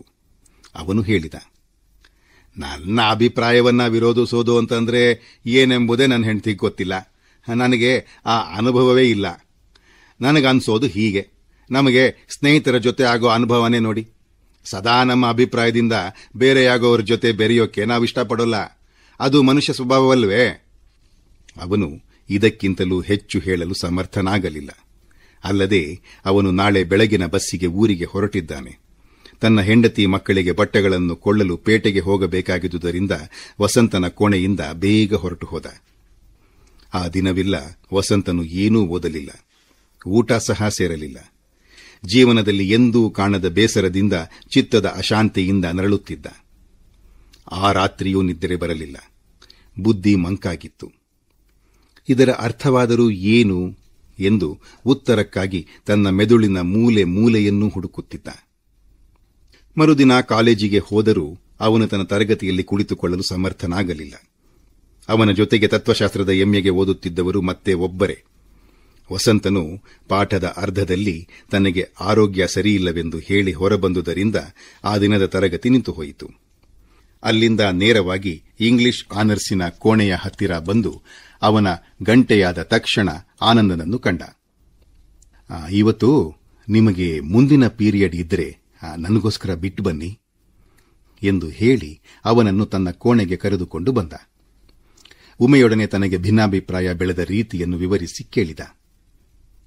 ಬರಿಯ ಈ ಒಂದು ಭಿನ್ನಾಭಿಪ್ರಾಯಕ್ಕೆ ನನ್ನ ಮನಸ್ಸು ಹೀಗೆ ಕಲಕುವುದೆಂದರೆ ನನಗೆ ಆಶ್ಚರ್ಯ ಆಗುತ್ತೆ. ಅವಳು ತನ್ನ ಅಭಿಪ್ರಾಯ ವಿರೋಧಿಸಿದರೆ ನನಗೇಕೆ ಅಸಮಾಧಾನ ಆಗಬೇಕು? ಇದಕ್ಕೆ ಕಾರಣ ಆದರೂ ಏನು? ನನ್ನ ಬುದ್ಧಿಶಕ್ತಿಯನ್ನೆಲ್ಲ ಖರ್ಚು ಮಾಡಿ ಯೋಚಿಸಿದೆ. ಇದರ ಮೂಲ ಮಾತ್ರ ಹೊಳಿಲಿಲ್ಲ. ನೀವಾದರೂ ಹೇಳಬಲ್ಲಿರಾ? ಅವನು ಹೇಳುವುದನ್ನು ಮುಗುಳ್ನಗುತ್ತಾ ಕುಳಿತು ಕೇಳುತ್ತಿದ್ದ ಆನಂದ ಒಮ್ಮೆ ಗಟ್ಟಿಯಾಗಿ ನಕ್ಕು ಹೇಳಿದ, ಇದೇನು ಮಹಾ, ನೀವು ಅವರನ್ನ ಪ್ರೇಮಿಸ್ತೀರಿ. ಈ ಅಸಹನೆಯ ಮೂಲ ಇರೋದು ಅಲ್ಲಿಯೇ. ಇಲ್ಲ ಆನಂದ್, ನೀವು ಹೇಳುವ ಅರ್ಥದಲ್ಲಿ ನಾನು ಅವಳನ್ನೆಂದೂ ಪ್ರೀತಿಸೋಲ್ಲ. ನಿಮ್ಮ ಅರ್ಥದ ಪ್ರೇಮದಲ್ಲಿ ನನಗೆ ವಿಶ್ವಾಸವೂ ಇಲ್ಲ. ನೀವು ಹೇಳುವ ಅದನ್ನು ನಾನು ನಂಬೋಲ್ಲ. ನಮ್ಮಲ್ಲಿರುವುದು ಶುದ್ಧ ಬೌದ್ಧಿಕ ಸಾಹಚರ್ಯ. ಬರಿಯ ಬೌದ್ಧಿಕ ಸಾಹಚರ್ಯವೇ ನಿಮ್ಮಿಬ್ಬರಲ್ಲಿರುವ ಸಂಬಂಧವಾದರೆ ಬೌದ್ಧಿಕ ಭಿನ್ನಾಭಿಪ್ರಾಯಕ್ಕೋಸ್ಕರ ಮಾನಸಿಕ ವೇದನೆ ಯಾಕಾಗಬೇಕು? ನಾನೊಂದು ಪ್ರಶ್ನೆ ಕೇಳ್ತೀನಿ, ಅದಕ್ಕೆ ನಿಜವಾದ ಉತ್ತರ ಹೇಳಿ. ಉಮಾದೇವಿ ನಿಮ್ಮಿಂದ ಒಂದುಗೂಡಲಾರದಂತಹ ಭಿನ್ನಾಭಿಪ್ರಾಯದಲ್ಲಿ ಹೋಗ್ತಿದ್ದಾರೆ. ಅವರಿಂದ ನಿಮಗೆ ಬೌದ್ಧಿಕ ವಿರೋಧ ದೊರಕೀತೆ ವಿನಾ ಸ್ನೇಹ ಸಿಕ್ಕಲಾರದು. ನಿಮ್ಮೊಡನೆ ಬೌದ್ಧಿಕ ಏಕತೆಯಿಂದ ಸ್ನೇಹದಿಂದ ಇರುವ ಮತ್ತೊಬ್ಬ ಕನ್ಯೆ ನನ್ನ ದೃಷ್ಟಿಯಲ್ಲಿದ್ದಾರೆ. ಉಮಾದೇವಿಯನ್ನು ಬಿಟ್ಟು ನೀವು ನಾನು ಹೇಳುವ ನಿಮಗೆ ಬೌದ್ಧಿಕವಾಗಿ ಹೊಂದುವ ಆ ಕನ್ಯೆಯನ್ನ ಮದುವೆಯಾಗಿ. ವಸಂತ ಗಂಭೀರವಾಗಿ ಯೋಚಿಸುತ್ತಾ ಮೌನಿಯಾದ. ಅವನು ತನ್ನ ಅಂತರಂಗವನ್ನು ಹುಡುಕಿ ನೋಡಿಕೊಳ್ಳುತ್ತಿದ್ದ. ಆದರೆ ಅವನ ವಿಶ್ಲೇಷಣಾತ್ಮಕ ವಿಚಾರ ಶಕ್ತಿಯು ಅಲ್ಲಿಯ ಗೂಢವನ್ನು ಭೇದಿಸಲಾರದೆ ಹಿಂದೆಯೇ ಉಳಿಯುತ್ತಿತ್ತು. ಯಾಕೆ ವಸಂತರಾವ್ ಸುಮ್ಮನಾದ್ರಿ? ನನ್ನ ಪ್ರಶ್ನೆಗೆ ಉತ್ತರ ಹೇಳಿ. ಉಮಾದೇವಿಯನ್ನ ಬಿಟ್ಬಿಡಿ. ಅದು ಹೇಗೆ ಸಾಧ್ಯ ಆನಂದ್? ಯಾಕೆ ಅಸಾಧ್ಯ? ಒಬ್ಬ ಪ್ರೊಫೆಸರನ್ನ ಬಿಟ್ಟು ನಾವು ಮತ್ತೊಬ್ಬರ ಬಳಿ ಹೋಗಲ್ವೇ? ಜೊತೆಯಲ್ಲಿ ಓದುವ ಒಬ್ಬ ಸಹಪಾಠಿಯೊಡನೆ ವೈಮನಸ್ಸು ಬಂದರೆ ಮತ್ತೊಬ್ಬರ ಸಂಗಡ 1-2 ವಾರಗಳಲ್ಲಿ ಹೊಂದಿಕೊಳ್ಳಲ್ವೇ? ಹಾಗೆಯೇ ಇದು. ನಿಮಗೆ ಅರ್ಥ ಆಗೋಲ್ಲ ಆನಂದ್. ನನಗೆ ಅರ್ಥ ಆಗದ ಪ್ರಶ್ನೆಯನ್ನ ನನ್ನನ್ನೇಕೆ ಕೇಳಿದ್ರಿ? ವಾಸ್ತವಾಂಶ ಅಂದರೆ ನೀವು ಈಗ ಎಲ್ಲಿದ್ದೀರಿ ಅನ್ನೋದು ನಿಮಗೆ ಅರ್ಥ ಆಗಿಲ್ಲ. ಅದು ನನಗೆ ಅರ್ಥ ಆಗಿದೆ. ಇಷ್ಟು ದಿನವೂ ನಿಮಗೆ ಅರಿವಿಲ್ಲದೆಯೇ ನೀವು ಅವರನ್ನ ಪ್ರೀತಿಸುತ್ತಿದ್ದಿರಿ. ನಿಮ್ಮ ವಿಚಾರವಾದದ ಮಸುಕಿನಲ್ಲಿ ನೀವು ಅವರ ಪೂರ್ಣ ಅರ್ಥ ತಿಳಿದಿರಲಿಲ್ಲ. ಈಗ ಒಂದು ಮುಖದಲ್ಲಿ ವಿರೋಧ ಹುಟ್ಟಿದೆ. ವಿರೋಧ ಶಕ್ತಿಯ ಎದುರಿನಲ್ಲಿ ಅದು ತನ್ನ ಪೂರ್ಣ ಚೈತನ್ಯದಿಂದ ನಿಮ್ಮ ಸಂವೇದನೆಯಲ್ಲಿ ಪ್ರಕಟವಾಗ್ತಿದೆ. ವಸಂತರಾವ್, ಮೊದಲಿನಿಂದ ನೀವು ನಂಬಿದ್ದುದೇ ತಪ್ಪು. ಶುದ್ಧ ಬೌದ್ಧಿಕ ಸಾಹಚರ್ಯಕ್ಕಾಗಿ ಮದುವೆ ಅನ್ನೋದು ಅನುಭವಕ್ಕೆ ಹೊರತಾದ ಕಲ್ಪನೆ. ಬೌದ್ಧಿಕ ಸಾಹಚರ್ಯ ಒಬ್ಬರಲ್ಲಿ ಹೆಚ್ಚಾಗಿರಬಹುದು, ಮತ್ತೊಬ್ಬರಲ್ಲಿ ಕಡಿಮೆಯಾಗಿರಬಹುದು. ಆದರೆ ಅದು ದಾಂಪತ್ಯ ಜೀವನದ ಒಂದು ಮುಖ ಮಾತ್ರ. ಅಂಶವು ಬಂಧಕ್ಕಿಂತ ಎಂದೂ ಹೆಚ್ಚಿನದಲ್ಲ. ನೀವೆನ್ನುವುದೇ ನಿಜವಾಗಿದ್ರೆ ಭಿನ್ನಾಭಿಪ್ರಾಯವು ನನ್ನ ಮನಸ್ಸನ್ನೇಕೆ ವೇದನೆಗೆ ಗುರಿ ಮಾಡಬೇಕು? ಬೌದ್ಧಿಕ ಸ್ವಾತಂತ್ರ್ಯಕ್ಕೆ ಇಲ್ಲಿ ಬೆಲೆಯೇ ಇಲ್ಲವೇ? ಇಲ್ಲಿ ಸ್ವಾತಂತ್ರ್ಯ ಎಂಬುದಕ್ಕೆ ಬೆಲೆ ಇಲ್ಲ. ಇನ್ನು ಬೌದ್ಧಿಕ ಸ್ವಾತಂತ್ರ್ಯಕ್ಕೆ ಎಲ್ಲಿಯ ಬೆಲೆ? ರಾಜಕೀಯದ ಕಲ್ಪನೆಯನ್ನು ಸಂಸಾರದಲ್ಲಿ ತಂದರೆ ಮನೆ ಕಾದಾಟದ ರಂಗವಾದೀತು. ಪ್ರೀತಿಗೆ ತನ್ನದೇ ಆದ ನಿಯಮಗಳಿವೆ. ಎಲ್ಲಿ ಪ್ರೀತಿ ಇದೆಯೋ ಅಲ್ಲಿ ಸರ್ವಾಧಿಕಾರವೂ ಇರುತ್ತದೆ. ಅಲ್ಲಿ ವಿಮರ್ಶೆಗೆ ಆಸ್ಪದವಿದೆ. ಸತತ ವಿರೋಧಕ್ಕೆ ಎಡೆಯಿಲ್ಲ. ವಸಂತ ಪುನಃ ಪ್ರಶ್ನೆ ಎತ್ತಲಿಲ್ಲ. ಆನಂದನೇ ಮುಂದುವರಿಸಿ ಹೇಳಿದ, ದೋಷ ಇರೋದು ನಿಮ್ಮಲ್ಲಿಯೇ. ವಿಚಾರವೇ ಜೀವನದ ಸರ್ವಸ್ವವಾಗಿದ್ದರೆ ವಿಚಾರವು ಪ್ರೇಮದ ಬೇರೊಂದು ಹೆಸರು ಎನ್ನಬಹುದಾಗಿತ್ತು. ಆದರೆ ವಿಚಾರಕ್ಕೆ ಇರುವ ಮೌಲ್ಯವು ಸೀಮಿತವಾದುದು. ಪ್ರೇಮವು ವಿಚಾರವನ್ನು ಮೀರಿದುದು. ನಿಮ್ಮ ದೃಷ್ಟಿಯನ್ನ ಬದಲಿಸಿ, ಬೇಗ ಬದಲಿಸಿ. ಆಗ ಯಾವ ಸಮಸ್ಯೆಯೂ ಉಳಿಯೋಲ್ಲ. ಸ್ವಲ್ಪ ವೇಳೆ ಮಾತನಾಡುತ್ತಿದ್ದು ಆನಂದ ಪುನಃ ಕಾಲೇಜಿಗೆ ಹೋದ. ಅವನು ವಿನತೆಯನ್ನು ನೋಡಬೇಕಾಗಿತ್ತು. ಆದರೆ ಹುಡುಗಿಯರು ವಿರಮಿಸುವ ಕೋಣೆಯಲ್ಲಿ ವಿಚಾರಿಸಿದಾಗ ವಿನತಕುಮಾರಿ ಉಮಾದೇವಿಯ ಜೊತೆ ಮನೆಗೆ ಹೋದಳು ಎಂದು ತಿಳಿಯಿತು. ವಸಂತನ ಮನಸ್ಸಿನ ಮುಳ್ಳುಗಳು ಮಾತ್ರ ಚುಚ್ಚುತ್ತಲೇ ಇದ್ದವು. ಒಂದು ಮುಖ್ಯವಾದ ವಿಷಯ ಇದೆ. ನಿಮ್ಮ ಸಲಹೆ ಕೇಳಬೇಕು ಅಂತ ನಿನ್ನೆಯಿಂದ ಯೋಚಿಸುತ್ತಿದ್ದೀನಿ. ಉಮೆ ವಿನತೆಯನ್ನು ಕೇಳಿದಳು. ತತ್ವಶಾಸ್ತ್ರದ ವಿದ್ಯಾರ್ಥಿನಿ ನೀವು. ಪರಮಾರ್ಥ ಜ್ಞಾನ ಇರೋರಿಗೆ ನಾನೇನ್ ಸಲಹೆ ಕೊಡಬಲ್ಲೆ? ವಿನತೆಯನ್ನು ಉಮಾ ತನ್ನ ಮನೆಗೆ ಕರೆದೊಯ್ದು ತನ್ನ ಓದುವ ಕೋಣೆಯಲ್ಲಿ ಕೂರಿಸಿ ಬಾಗಿಲು ಮುಚ್ಚಿ ಕೇಳಿದಳು. ನಾನು ಓದುತ್ತಿರುವ ವಿಷಯದಲ್ಲೇ MA ಓದ್ತಿರೋ ಒಬ್ಬರ ಬಗ್ಗೆ ನಿಮಗೆ ಗೊತ್ತೇ? ಇಲ್ವಲ್ಲ, ನನಗೇನು ಗೊತ್ತಿಲ್ಲ ಎಂದು ವಿನತೆ ನಟಿಸಿದರೂ ತಡೆಯಲಾರದಂತೆ ಬಂದ ನಗೆ ಅವಳ ನಟನೆಯನ್ನು ಹರಿದು ಹಾಕಿತು. ಒಮ್ಮೆ ನಕ್ಕು ಅವಳೇ ಹೇಳಿದಳು, ಗೊತ್ತಿದೆ. ನಿಮ್ಮ ತಂದೆ ತಾಯಿಯಿಂದ ಈ ಊರಿನ ಎಲ್ಲ ಹೆಂಗಸರಿಗೂ, ಅವರಿಂದ ಎಲ್ಲ ಗಂಡಸರಿಗೂ, ಕಾಲೇಜಿನ ಎಲ್ಲ ವಿದ್ಯಾರ್ಥಿಗಳಿಗೂ ಗೊತ್ತಿದೆ. ಹೌದೇ? ಯಾರಿಗೂ ಹೇಳಬಾರದು ಅಂತ ನಾನು ಮನೆಯಲ್ಲಿ ಹೇಳಿದ್ನಲ್ಲ. ಯಾಕೆ? ನೀವೇನ್ ಕದ್ದು ಮದುವೆ ಆಗ್ತಾ ಇದ್ದೀರಾ? ಸಲಿಗೆಯ ಮಾತುಕತೆ ಮುಗಿದ ಮೇಲೆ ತನಗೂ ವಸಂತನಿಗೂ ನಿನ್ನೆ ನಡೆದ ಮಾತನ್ನು ಅದರ ಹಿನ್ನೆಲೆಯೊಡನೆ ಉಮಾ ವಿವರಿಸಿದಳು. ಕೇಳಿ ವಿನತೆ ಗಂಭೀರವಾಗಿ ಹೇಳಿದಳು, ಇದು ಆಶ್ಚರ್ಯ. ಸಮಾನತೆಯ ಪ್ರವಾದಿ ಅಂತ ಕಾಲೇಜಿನಲ್ಲೆಲ್ಲ ಹೆಸರಾಗಿರುವ ನಿಮ್ಮವರು ಹೀಗೆ ಆಗೋದೆ? ನನಗೂ ಅದೇ ಆಶ್ಚರ್ಯ. ಇದರಲ್ಲಿ ಆಶ್ಚರ್ಯ ಏನು? ತೀರವ ಸ್ವಾಭಾವಿಕವಾದದ್ದು. ಅನನುಭವಿಯಾಗಿ ಅವರು ಚರ್ಚಾಕೂಟದಲ್ಲಿ ಏನೆಲ್ಲ ಆದರ್ಶಗಳನ್ನು ಘೋಷಿಸಿರಬಹುದು. ಈಗ ಅನುಭವ ತನ್ನದೇ ಆದ ದಾರಿಯಲ್ಲಿ ಅವರನ್ನು ನಡೆಸುತ್ತಿದೆ. ಅವರು ಈ ಉತ್ತಮ ಮಾರ್ಗಕ್ಕೆ ಬಂದರಲ್ಲ ಅಂತ ನಿಮ್ಮನ್ನ ನೀವೇ ಅಭಿನಂದಿಸಿಕೊಳ್ಳಿ. ಇದನ್ನ ಉತ್ತಮ ಮಾರ್ಗ ಅಂತೀರಾ? ಹಾಗಾದ್ರೆ ನನ್ನ ಸ್ವಾತಂತ್ರ್ಯ? ನಿಮ್ಮ ಸ್ವಾತಂತ್ರ್ಯಕ್ಕೆ ಏನು ಕಡಿಮೆ? ಅವರ ಮೇಲೆ ನೀವು ಸರ್ವಾಧಿಕಾರ ನಡೆಸಿ ಪ್ರೇಮ ಸಾಮ್ರಾಜ್ಯದಲ್ಲಿ ಯಾರಿಗೂ ಸ್ವಾತಂತ್ರ್ಯ ಇಲ್ಲ. ಇಬ್ಬರೂ ಸರ್ವಾಧಿಕಾರಿಗಳೇ. ತನ್ನದೆಲ್ಲವನ್ನ ಬಿಟ್ಟು ಪರಸ್ಪರರಿಗೆ ತಮ್ಮನ್ನು ಅರ್ಪಿಸಿಕೊಳ್ಳೋದೇ ಆ ಸರ್ವಾಧಿಕಾರವನ್ನು ಪಡೆಯುವ ಏಕೈಕ ಮಾರ್ಗ. ನನ್ನ ಬೌದ್ಧಿಕ ಪ್ರಾಮಾಣಿಕತೆ ಅದು ಬುದ್ಧಿಗೇಡಿ ಪ್ರಾಮಾಣಿಕತೆಯಾಗುತ್ತೆ. ಬೌದ್ಧಿಕ ಪ್ರಾಮಾಣಿಕತೆ ಸರ್ವನಾಶಕ್ಕೆ ಕಾರಣವಾದರೆ ಅದರ ಅರ್ಥವನ್ನು ವ್ಯಾಖ್ಯೆಯನ್ನು ಸ್ವಲ್ಪ ಬದಲಾಯಿಸಬೇಕಾಗುತ್ತೆ. ವಿಚಾರ ಗೆದ್ದರೇನು, ಧರ್ಮ ಗೆದ್ದರೇನು, ನೀವು ಗೆಲ್ಲೋದು ಮುಖ್ಯ. ಅದೆಲ್ಲವನ್ನು ಬಿಟ್ಟು ಅವರು ಹೇಳಿದ ಹಾಗೆ ನೀವು ಕೇಳಿ. ತನ್ನ ಒಂದು ದಿನದ ಅನುಭವವನ್ನು ನೆನೆಸಿಕೊಂಡು ಉಮಾ ಹೇಳಿದಳು, ಹಿಂದೆ ನಾನು ಹೀಗೆಯೇ ಇದ್ದೆ. ಅವರ ಮುಂದೆ ನನ್ನ ವಿಚಾರ, ವಿಮರ್ಶೆ, ಸ್ವಾತಂತ್ರ್ಯ ಮೊದಲಾದ ಕಲ್ಪನೆಗಳು ವ್ಯರ್ಥ ಅಂತ ಭಾವಿಸಿದ್ದೆ. ಇದನ್ನ ಅವರಿಗೆ ಹೇಳಿದಾಗ ಅವರೇ ನನ್ನನ್ನು ತಿದ್ದಿಕೊಳ್ಳೋ ಹಾಗೆ ಹೇಳಿದ್ರು. ಅವರು ಆಡಿದ ಖಚಿತವಾದ ಶಬ್ದಗಳು ನನಗೆ ನೆನಪಿಲ್ಲ. ಆದರೆ ಅವರ ಅಭಿಪ್ರಾಯ ಹೀಗಿತ್ತು: ಬೌದ್ಧಿಕ ಸ್ವಾತಂತ್ರ್ಯವನ್ನು, ಪ್ರಾಮಾಣಿಕತೆಯನ್ನು ಕಳೆದುಕೊಳ್ಳುವವರು ಉತ್ತಮ ಸಹಚಾರಿಯಾಗಲಾರರು. ಅವರ ದೃಷ್ಟಿಯಲ್ಲಿ ಬೌದ್ಧಿಕ ಸಾಹಚರ್ಯ ಒಂದೇ ದಾಂಪತ್ಯದ ಮೂಲವಾಗಬೇಕು. ಸರ್ವವನ್ನೂ ಅರ್ಪಣ ಮಾಡುವ ಭಾವ ನನ್ನಲ್ಲಿ ಹುಟ್ಟಿದ್ದಾಗ ಅವರೇ ಅದನ್ನು ತಪ್ಪೆಂದು ಕರೆದು ಬೌದ್ಧಿಕ ಪ್ರಾಮಾಣಿಕತೆಯ ತತ್ವವನ್ನು ಒತ್ತಿ ಹೇಳಿದರು. ಅದನ್ನು ನಾನು ಪ್ರಯತ್ನಪೂರ್ವಕವಾಗಿ ಬೆಳೆಸಿಕೊಂಡೆ. ಮಾತ್ರವಲ್ಲ, ಅವರಿಗೆ ಪ್ರಿಯವಾದ್ದು ಅಂತ ನಾನು ಅದನ್ನು ಪ್ರೀತಿಸೋಕೆ ಪ್ರಾರಂಭ ಮಾಡಿದೆ. ಈಗ ಅದು ಅವರಿಗೆ ಅಪ್ರಿಯ ಅಂತ ಕಂಡ ಮೇಲೆ ಬಿಟ್ಟುಬಿಡಿ. ಬಿಡಲಾಗದಷ್ಟು ಆಳವಾಗಿ ನನ್ನಲ್ಲಿ ಬೇರೂರಿದೆ ಅದು.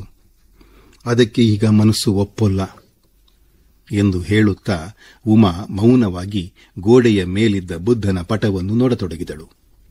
ಸ್ವಲ್ಪ ವೇಳೆಯ ನಂತರ ನಿಧಾನವಾಗಿ, ನಿಶ್ಶಬ್ದವಾಗಿ ಉಸಿರು ಬಿಡುತ್ತಾ ಎಂದಳು, ಯಾವುದನ್ನು ನಮ್ಮ ಒಳಿತಿಗೆಂದು ಹುಟ್ಟು ಹಾಕಿ ಪೋಷಿಸ್ತೀವೋ ಅದೇ ನಮಗೆ ಮುಳ್ಳಾಗುತ್ತೆ.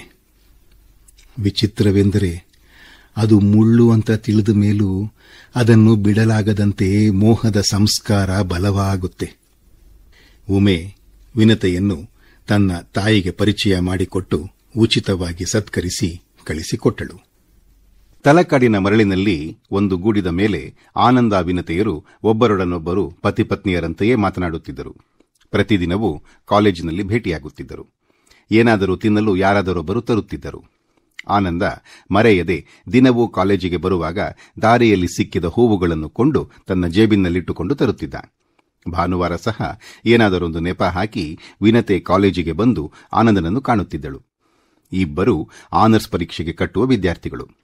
ಜೊತೆಯಲ್ಲಿ ಎಷ್ಟು ಹೊತ್ತು ಕೂತು ಮಾತನಾಡಿದರೂ ಅವರ ಓದಿಗೆ ಕುಂದು ಬಂದಿರಲಿಲ್ಲ. ವಿನತೆಯು ಹಿಂದಿನ ವರ್ಷ ತೇರ್ಗಡೆ ಆಗದೆ ಉಳಿದಿದ್ದ ಭಾಗಗಳನ್ನು ವರ್ಷ ಮಧ್ಯದ ಪರೀಕ್ಷೆಯಲ್ಲಿ ಪಾಸು ಮಾಡಿದ್ದಳು. ಅವರು ಹಗಲು ಜೊತೆಯಲ್ಲೇ ಇದ್ದರೂ ರಾತ್ರಿ ಮನೆಯಲ್ಲಿ ಕೂತು ಓದುತ್ತಿದ್ದರು. ಇಬ್ಬರೂ ಉತ್ತಮ ಶ್ರೇಣಿಯಲ್ಲಿ ತೇರ್ಗಡೆಯಾಗುವುದು ಅನುಮಾನವೇ ಇಲ್ಲದಷ್ಟು ಖಚಿತವಾಗಿತ್ತು.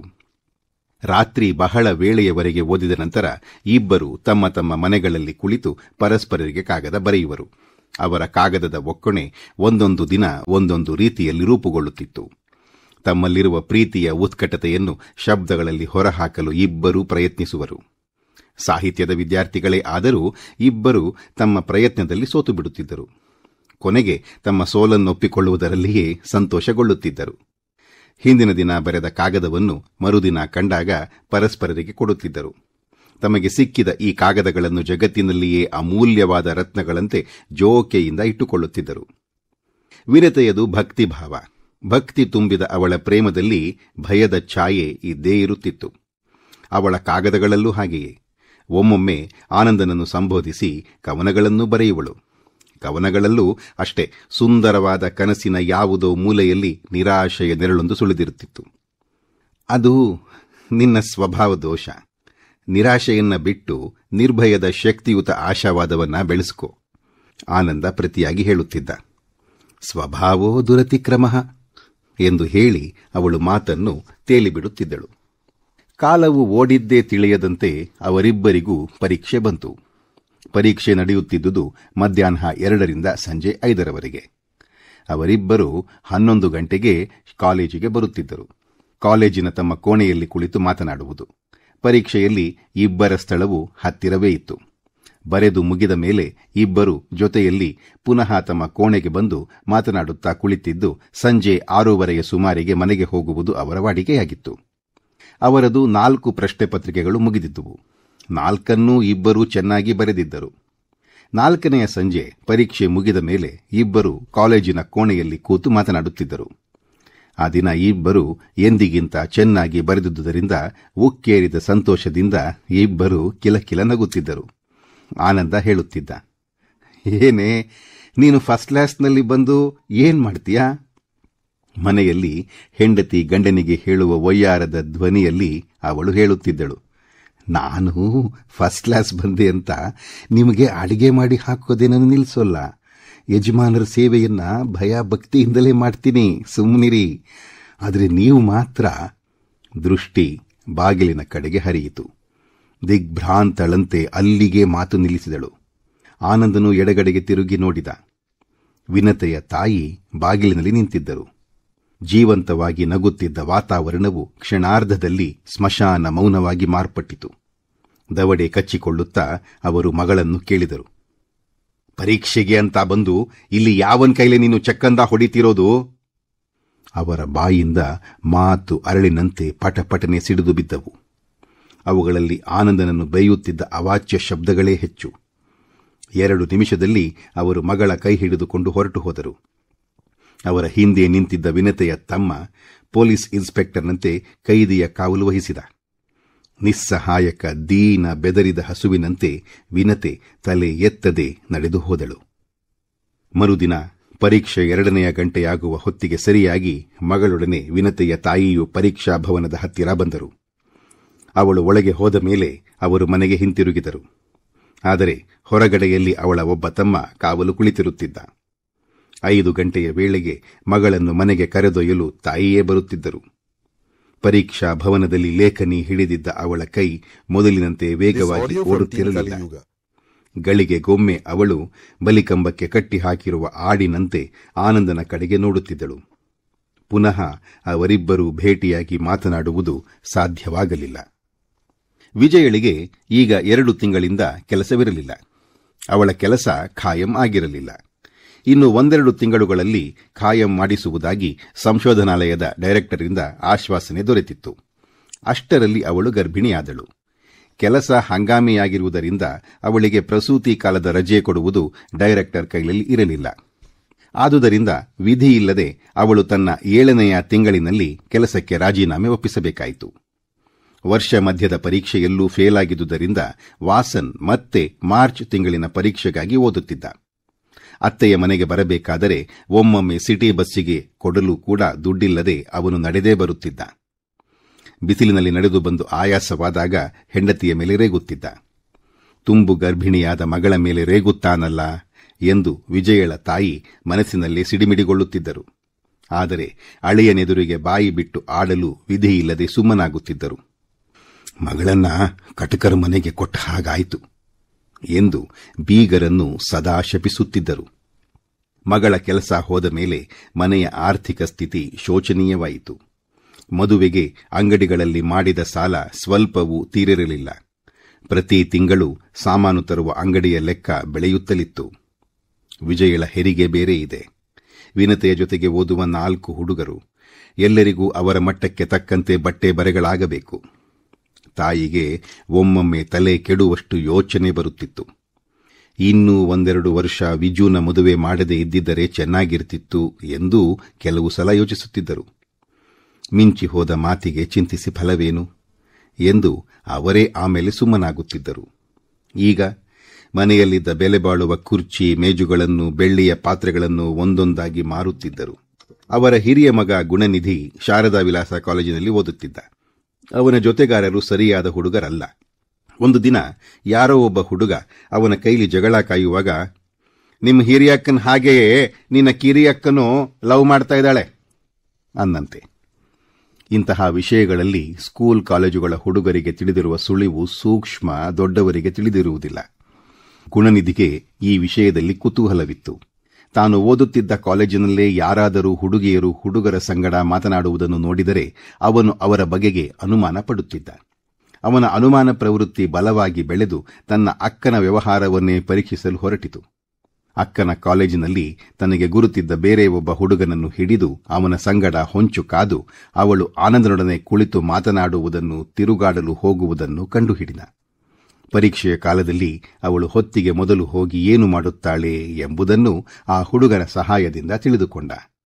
ತನಗೆ ತಿಳಿದುದನ್ನು ತನ್ನ ಹೊಟ್ಟೆಯಲ್ಲೇ ಇಟ್ಟುಕೊಳ್ಳುವ ಮನಸ್ಸಿನ ಶಕ್ತಿಯಾಗಲಿ ತಾಳ್ಮೆಯಾಗಲಿ ಅವನಿಗೆ ಇರಲಿಲ್ಲ.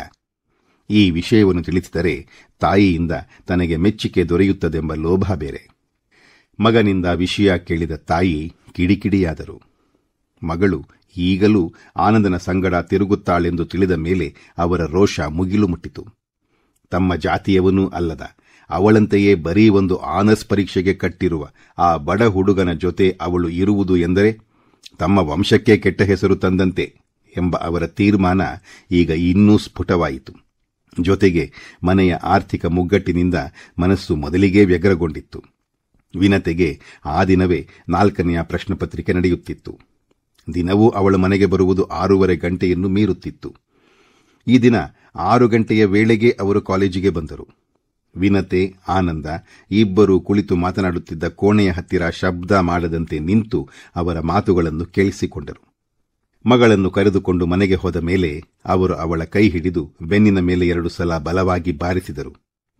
ಆನಂದನನ್ನು ಸೇರಿಸಿ ಅವಳನ್ನು ಹೀನಾಯಮಾನವಾಗಿ ಬೈಯತೊಡಗಿದರು. ವಿನತೆ ತುಟಿಯನ್ನು 2 ಮಾಡಲಿಲ್ಲ. ಅವರು ಪದೇ ಪದೇ ಕೇಳುತ್ತಿದ್ದ ಪ್ರಶ್ನೆಗೆ ಅವಳದು ಒಂದೇ ಉತ್ತರ.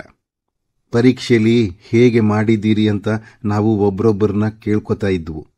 ಅವರಿಗೆ ಸಂಸ್ಕೃತ ಚೆನ್ನಾಗಿ ಬರುತ್ತೆ. ನಾಳೆಯ ದಿನದ ನನ್ನ ಪೇಪರ್ಗೆ ಅವರಿಂದ ಸ್ವಲ್ಪ ವಿಷಯ ಹೇಳಿಸ್ಕೋತಿದ್ದೆ. ತಾಯಿ ಏನು ಮಾಡಿದರೂ ಅವಳು ಬೇರೆಯ ಮಾತನ್ನು ಆಡಲಿಲ್ಲ. ಕೊನೆಗೆ ಅವರು ಮಗಳ ಕೈ ಹಿಡಿದು ಗಟ್ಟಿಯಾಗಿ ಅಳಲು ಪ್ರಾರಂಭಿಸಿದರು. ಅವಳ ಸೆರಗಿನಲ್ಲಿ ತಮ್ಮ ಮುಖ ಮುಚ್ಚಿಕೊಂಡು, ನೀನು ನನಗೆ ಮೋಸ ಮಾಡ್ತೀಯಾ? ನಾನು ಎಲ್ಲಿಗೆ ಹೋಗ್ಲಿ ಎಂದು ಬಿಕ್ಕಿ ಬಿಕ್ಕಿ ಅತ್ತರು. ವಿನತೆ ಕಲ್ಲಿನಂತೆ ನಿಷ್ಕ್ರಿಯಳಾಗಿ ಕುಳಿತಿದ್ದಳು. ಅವಳ ಕಣ್ಣಿನಲ್ಲಿ ಒಂದು ಹನಿ ನೀರೂ ಬರಲಿಲ್ಲ. ಆದರೆ ಮುಖ ಮಾತ್ರ ಭಯದಿಂದ ಬಿಳುಪುಗಟ್ಟಿತ್ತು. ಇದಾದ ಕೊಂಚ ದಿನಕ್ಕೆ ವಿಜಯ ಆಸ್ಪತ್ರೆಯಲ್ಲಿ ಗಂಡು ಮಗುವನ್ನು ಪ್ರಸವಿಸಿದಳು. ತಾಯಿಯ ಮನಸ್ಸು ಈಗ ಮಗು ಬಾಣಂತಿಯ ಕಡೆಗೆ ಹೋಯಿತು. ಮನೆಯಲ್ಲಿ ಎಲ್ಲವೂ ಮೊದಲಿನಂತೆ ಆಗಿ ವಿನತೆಯ ವಿಷಯದಲ್ಲಿ ಏನೂ ನಡೆಯಲೇ ಇಲ್ಲವೆಂಬಂತೆ ತೋರಲು ಮೊದಲಾಯಿತು. ಆದರೆ ಅದೆಲ್ಲವೂ ಮೇಲ್ನೋಟಕ್ಕೆ ಮಾತ್ರ. ತಾಯಿಗೆ ಒಳಗೆ ಇದ್ದ ಸಂಶಯವು ಮಾತ್ರ ಎಳ್ಳಷ್ಟು ಕಡಿಮೆಯಾಗಿರಲಿಲ್ಲ. ವಿನತೆ ಮನೆ ಬಿಟ್ಟು ಎಲ್ಲಿಗೆ ಹೋಗಬೇಕಾದರೂ ಅವಳ ಸಂಗಡ ಒಬ್ಬ ಮಗನನ್ನು ಕಳಿಸುತ್ತಿದ್ದರು. ತಾವು ಹೋಗುತ್ತಿರುವುದು ಅಕ್ಕನನ್ನು ಕಾವಲು ಕಾಯುವುದಕ್ಕೆಂದು ಮಕ್ಕಳೆಲ್ಲರಿಗೂ ಗೊತ್ತಾಗಿತ್ತು. ಮನೆಯ ಎಲ್ಲರ ದೃಷ್ಟಿಯಲ್ಲೂ ಅವಳು ಮರ್ಯಾದೆ ಇಲ್ಲದ, ಲಜ್ಜಾಹೀನೆಯಾದ ನಿಕೃಷ್ಟ ಜೀವಿ. ಅವಳು ಮಾತ್ರ ಒಂದು ಮಾತನ್ನು ಆಡದೆ ತನ್ನ ಎಲ್ಲ ಭಾವವನ್ನು ಮೌನದಲ್ಲಿ ಅಡಗಿಸಿಕೊಂಡು ಬಿಡುತ್ತಿದ್ದಳು. ಮನಸ್ಸಿನಲ್ಲಿ ತವಕ, ನಿರಾಶೆ ಮತ್ತು ನಿರೀಕ್ಷೆಗಳು ಸದಾ ಜಾಗೃತವಾಗಿರುವವು. ಉಮ್ಮಳವು ತಡೆಯಲು ಅಸಾಧ್ಯವಾದಷ್ಟು ಬಲವಾದಾಗ ಒಬ್ಬಳೇ ತನ್ನ ಕೋಣೆಗೆ ಹೋಗುವಳು. ವೇದನೆಯನ್ನು ಹೇಗಾದರೂ ಪ್ರಕಟಪಡಿಸಿದರೆ ಅದು ಕಡಿಮೆಯಾದೀತೆಂದು ಕೈಗೆ ಲೇಖನಿ ತೆಗೆದುಕೊಳ್ಳುವಳು. ಆದರೆ 2 ವಾಕ್ಯಗಳೂ ರೂಪುಗೊಳ್ಳುತ್ತಿರಲಿಲ್ಲ. ಬರೆಯುವ ಶಕ್ತಿಯೇ ಉಡುಗಿ ಹೋಗಿತ್ತು. ನಾನೊಬ್ಬ ಲಿಪಿಘಾತಿ, ಹೇಳಿ ಬರೆಸುವವರೇ ಇಲ್ಲದ ಮೇಲೆ ಬರೆಯ ಲೇಖನಿ ಹಿಡಿದು ಏನು ಮಾಡಲಿ ಎಂದು ಅದನ್ನು ಮುಚ್ಚಿ ಇಟ್ಟು ಬಿಡುವಳು. ತೀರಾ ದುಗುಡವೆನಿಸಿದರೆ ಮೇಜಿಗೆ ತಲೆ ಕೊಟ್ಟು ಸ್ವಲ್ಪ ಹೊತ್ತು ಅಳುವಳು. ದುಃಖವು ಸ್ವಲ್ಪ ಶಮನವಾದ ಮೇಲೆ ಕಣ್ಣನ್ನು ಒರೆಸಿಕೊಂಡು ಕಿಟಕಿಯಿಂದ ಕಾಣುವ ಬೇಸಿಗೆಯ ಆಶಾರಹಿತ ಆಕಾಶವನ್ನು ದಿಟ್ಟಿಸುತ್ತಾ ಕುಳಿತು ಬಿಡುವಳು. ಒಮ್ಮೊಮ್ಮೆ ಮಹಡಿಯ ಹಿಂಭಾಗದಲ್ಲಿರುವ ಬಿಸಿಲು ಮಚ್ಚಿನ ಮೇಲೆ ನಿಂತು ಸ್ವಲ್ಪ ದೂರದಲ್ಲಿ ಕಾಣುವ ದೊಡ್ಡ ರಸ್ತೆಯನ್ನು ನೋಡುವಳು. ಅಕಸ್ಮಾತ್ ಅವರು ಈ ಬೀದಿಯಲ್ಲಿ ಯಾವ ಕೆಲಸಕ್ಕಾದರೂ ಹೋಗ್ತಾ ಇದ್ರೆ, ಅವರು ಈ ಕಡೆ ತಿರುಗಿ ನೋಡಿದ್ರೆ, 1 ನಿಮಿಷ ಅವರು ನೋಡಿದ್ರೂ ಸಾಕು, ಜೀವನ ಸಾರ್ಥಕ ಎಂದು ಅಲ್ಲಿಯೇ ನಿಲ್ಲುವಳು. ರಸ್ತೆಯಲ್ಲಿ 100 ಮಂದಿ ಸಂಚರಿಸುತ್ತಿದ್ದರು. ಆದರೆ ಅವಳು ನಿರೀಕ್ಷಿಸುತ್ತಿದ್ದ ವ್ಯಕ್ತಿಯೊಬ್ಬ ತಿರುಗುತ್ತಿರಲಿಲ್ಲ. ಲೆಕ್ಕವಿಲ್ಲದಷ್ಟು ಜನ ತಿರುಗುವ ಆ ಬೀದಿ ಅವಳಿಗೆ ಜನಶೂನ್ಯವಾಗಿ ಕಾಣುತ್ತಿತ್ತು. ನಿರಾಶಳಾಗಿ ಹಿಂತಿರುಗಿ ಬಂದು ತನ್ನ ಕೋಣೆಯ ಬಾಗಿಲು ಹಾಕಿಕೊಂಡು ಹಿಂದೆ ಅವನು ದಿನವೂ ತನಗೆ ಬರೆದುಕೊಟ್ಟಿದ್ದ ಕಾಗದಗಳನ್ನು ಓದುವಳು. ವಾಸ್ತವಿಕವಾದ ಸೆರೆಮನೆಯ ಆವರಣದಿಂದ ಅವಳನ್ನು ಕೆಲವು ನಿಮಿಷಗಳವರೆಗಾದರೂ ಆ ಕಾಗದಗಳು ಬಿಡುಗಡೆ ಮಾಡುತ್ತಿದ್ದವು. ಅಷ್ಟರಲ್ಲಿ ತಾಯಿ ಕೆಳಗಿನಿಂದ ಕೂಗಿದ ಶಬ್ದವಾಗುವುದು. ಕಾಗದಗಳನ್ನು ಎಚ್ಚರಿಕೆಯಿಂದ ಮುಚ್ಚಿಟ್ಟು ಬಾಗಿಲು ತೆರೆದು ಕೆಳಗೆ ಇಳಿದು ಬರುತ್ತಿದ್ದಳು. ತೊಟ್ಟಿಲಿನಲ್ಲಿ ಮಲಗಿದ್ದ ಹೊಸ ಮಗುವನ್ನು ಅಕ್ಕನು ಮುದ್ದಿಸುವುದನ್ನು ಕಂಡಾಗ ವಿನತೆಗೂ ಎತ್ತಿಕೊಳ್ಳಬೇಕೆಂಬ ಆಸೆಯಾಗುವುದು.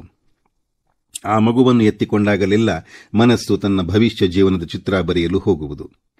ತನ್ನದೂ ಇಂಥದ್ದೇ ಒಂದು ಮಗುವಿದ್ದು ತಾನೂ ಹೀಗೆಯೇ ಅದನ್ನು ಆಡಿಸುತ್ತಾ ತೊಟ್ಟಿಲಿನ ಪಕ್ಕದಲ್ಲಿ ಅವರು ನಿಂತು ತಮ್ಮಿಬ್ಬರನ್ನೂ ನೋಡುತ್ತಾ, ಓ, ಆ ಕಾಲ ನಿಜವಾಗಿಯೂ ತನಗೆ ಇದೆಯೇ ಎಂದು ಕಲ್ಪನೆಯನ್ನು ಅಲ್ಲಿಗೆ ಮುರಿಯಲು ಯತ್ನಿಸುವಳು. ಲಹರಿ ಬಂದಾಗ ಕಲ್ಪನೆಯ ಗತಿಯನ್ನು ತಡೆದು ನಿಲ್ಲಿಸುವಷ್ಟು ಅಸಾಧ್ಯವಾದ ಸಾಧನೆ ಬೇರೆ ಯಾವುದೂ ಇಲ್ಲವೆಂಬ ಸಂಗತಿ ಅವಳಿಗೆ ಅರ್ಥವಾಗುತ್ತಿತ್ತು.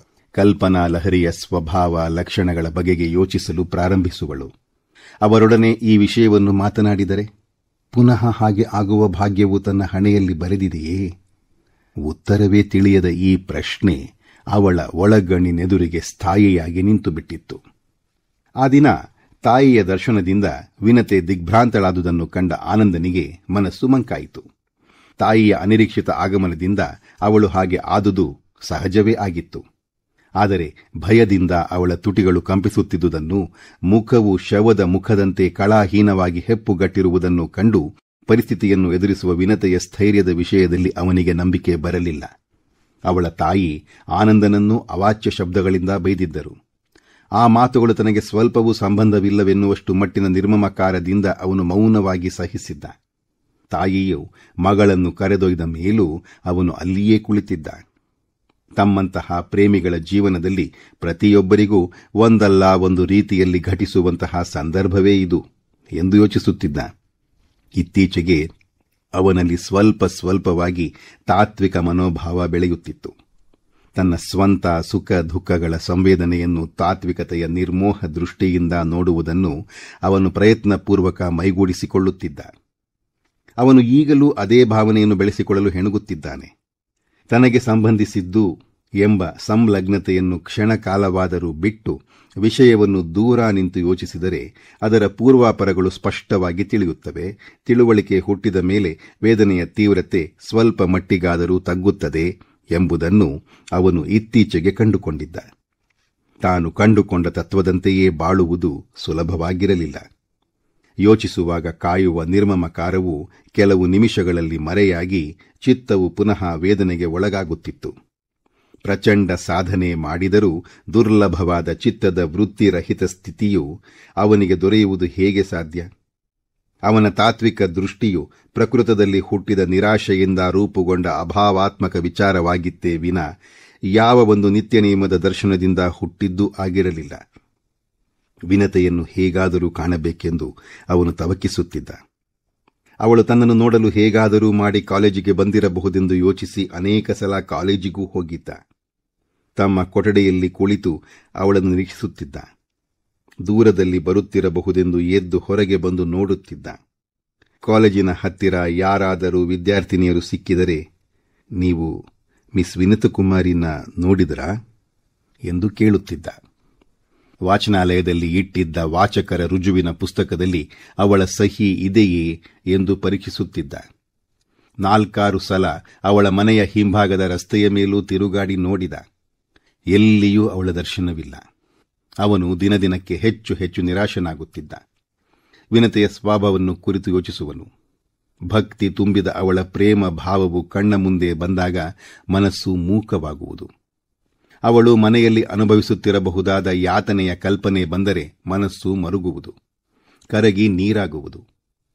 ಅವಳ ಅಧೈರ್ಯದ ಸ್ವಭಾವವನ್ನು ನೆನೆಸಿಕೊಂಡರೆ ಕೋಪದಿಂದ ಮೈ ಉರಿಯುವುದು. ಅವನ ಮನಸ್ಸು ಒಂದು ನಿಮಿಷವೂ ಬಿಡುವಿಲ್ಲದ ವಿವಿಧ ವರ್ಣಗಳ ಸಂವೇದನೆಗಳ ಚಿತ್ರಪಟವಾಗಿತ್ತು. ಯಾವ ಮಾತನ್ನೂ ಆಡದೆ ಮೂಕನಂತೆ ಅವನು ಈಗ ಮನೆಯಲ್ಲಿಯೇ ಇರುತ್ತಿದ್ದ. ಟ್ಯುಟೋರಿಯಲ್ ಕಾಲೇಜಿನ ವಿದ್ಯಾರ್ಥಿಗಳಿಗೆ ಪರೀಕ್ಷೆಯಾಗಿತ್ತು. ಅದು ಪುನಃ ಪ್ರಾರಂಭವಾಗುವುದು ಜೂನ್ ತಿಂಗಳಿಗೆ. ಹೀಗಾಗಿ ಕಾಲೇಜಿನ ಹತ್ತಿರ ಹೋಗುವುದಕ್ಕೂ ಮನಸ್ಸಿರಲಿಲ್ಲ. ಸದಾ ಮೂಕನಂತೆ ಕುಳಿತು ಯೋಚನೆಯಲ್ಲಿ ಮುಳುಗಿರುವ ಮಗನನ್ನು ತಾಯಿ ಮಾತನಾಡಿಸುವರು. ಅದೇನು ಮಗು, ಸದಾ ಯೋಚನೆ ಮಾಡ್ತೀಯಾ? ನನ್ನ ಕೈಲಿ ಹೇಳಬಾರ್ದೇ ಎನ್ನುವರು. ನಾನು ಬರಿಬೇಕು ಅಂತಿರೋ ಯಾವುದೋ ಕತೆ ವಿಷಯ ಅಮ್ಮ ಎಂದು ಮಗನ ಉತ್ತರ ಬರುವುದು.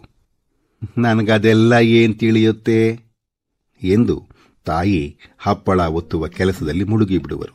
ಮನಸ್ಸನ್ನು ವಿರಾಮದಲ್ಲಿ ಬಿಟ್ಟರೆ ಅದು ಹೆಚ್ಚಾಗಿ ನಿರಾಶೆಯಲ್ಲಿ ತೊಳಲಬಹುದೆಂಬ ಯೋಚನೆಯಿಂದ ಅವನು ಅಧ್ಯಾಪಿಕೆ ವರದಮ್ಮನವರ ಮನೆಗೆ ಹೋಗಿ ಅವರ ಹೆಸರಿನಲ್ಲಿ ಭಂಡಾರದಿಂದ ಪುಸ್ತಕಗಳನ್ನು ತಂದು ಹಗಲು ರಾತ್ರಿ ಬಿಡದೆ ಸತತವಾಗಿ ಓದಲು ಮೊದಲು ಮಾಡಿದ. ಪರೀಕ್ಷೆಯ ಆತಂಕವಿಲ್ಲದ್ದರಿಂದ ತತ್ವಶಾಸ್ತ್ರದ ಓದಿನ ಕಡೆಗೆ ಹೆಚ್ಚು ಗಮನ ಕೊಟ್ಟ.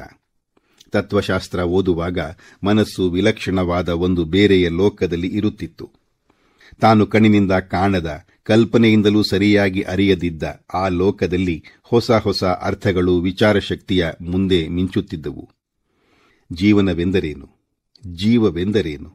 ಯಾರಾದರೂ ಸತ್ತಾಗ ನಾವು ಏಕೆ ಅಳುತ್ತೇವೆ? ಮೊದಲಾದ ಅನೇಕ ಪ್ರಶ್ನೆಗಳಿಗೆ ತಾತ್ವಿಕರು ಕೊಡುತ್ತಿದ್ದ ಅರ್ಥ ವಿವರಣೆ ಗಮನವನ್ನು ಸೆಳೆದುಬಿಡುತ್ತಿತ್ತು.